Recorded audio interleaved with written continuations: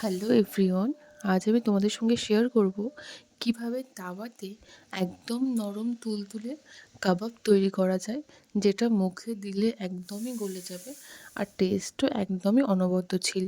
তো চলো তোমাদের সঙ্গে শেয়ার করি। প্রথমে দেখো, মিক্সিং জারের মধ্যে দিয়ে দিয়েছি পুদিনা পাতা, তারপরে এখানে দিয়ে দিয়েছি ধনে পাতা বেশ খানিকটা পরিমাণে, তারপরে বেশ কয়েকটা পরিমাণে এখানে দিয়ে দিয়েছিলাম কাঁচা লঙ্কা, তারপরে কয়েকটা পরিমাণে রসুনের দিয়ে দিয়েছিলাম, তারপরে কয়েকটা বরফের টুকরো, আর এখানে দিয়ে দিচ্ছি আদা বাটা। যেহেতু আদা আগে থেকে বাটা ছিল অনেকটা পরিমাণে, তাই এখানে আদা বাটা দিয়ে দিয়েছিলাম আমি।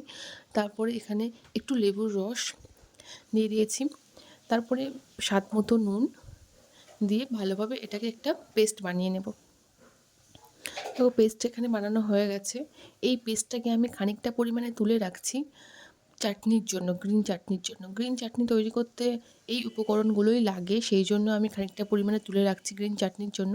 তারপরে বেশ খানিকটা টক দই দিয়ে আবারও এটাকে একটু ঘুরিয়ে নেব মিক্সিং জারে দিয়ে। তারপরে দেখো, এই যে চিকেনগুলোকে আগে আমি পিস করে কেটে রেখেছিলাম, তার মধ্যে দিয়ে দিলাম মিশ্রণটি।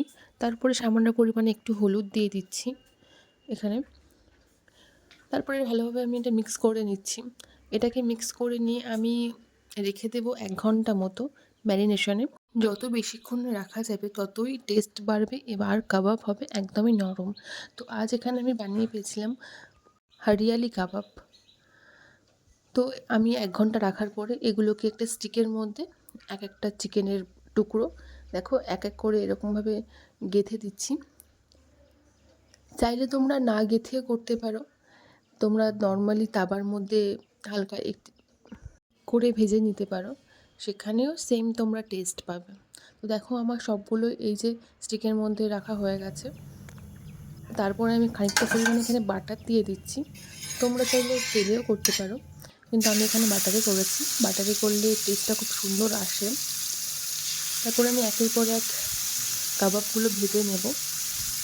তো একদম স্লো ফ্লেমে আমি আস্তে আস্তে করে এগুলোকে ভাজতে থাকবো, যাতে খুব টাইট না হয়ে যায়। আগুনটা বেশি পেলে কাবাবগুলো আর নরম থাকবে না, শক্ত হয়ে যাবে। সেই জন্য একদম স্লো ফ্লেমে আমি এগুলোকে ভেজে নিচ্ছি।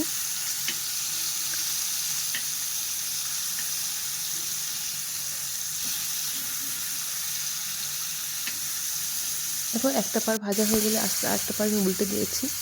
এই যে কাবাবগুলো আমার ভাজা প্রায় কমপ্লিট হয়ে গেছে। এবারে দেখো কাবাবগুলো, দেখো কেউ বলবে না যে এটা তাওয়ার মধ্যে করা। ভিডিওটা কেমন লাগলো তোমাদের জানাতে ভুলবে না। দেখা হচ্ছে পরের কোনো ভিডিওতে। টাটা।